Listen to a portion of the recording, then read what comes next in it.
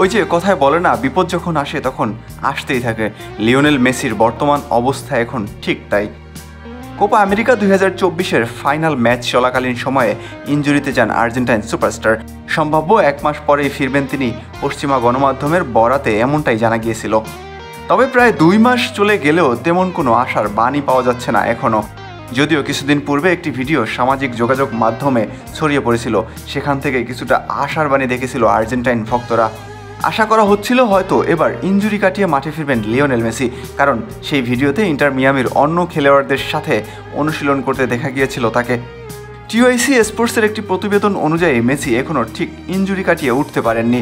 চলতি সপ্তাহে ফিলাডেলফিয়ার বিপক্ষ ম্যাচের গ্রুপ অনুশীলনে তার উপস্থিত থাকার কথা থাকলেও দেখা যায়নি বিশ্বসেরা এই ফুটবলারকে।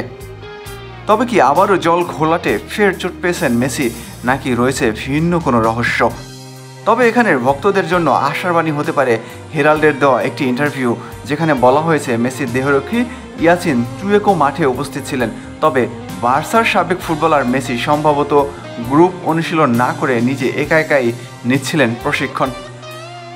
চলতি মৌসুমে এখন পর্যন্ত 35টি ম্যাচের 20টি ম্যাচে মিস করেছেন মেসি। তাই তো চিরপ্রতিদ্বন্দ্বী রোনালদোর চেয়ে বেশ কিছু গোল পিছিয়ে আছেন তিনি।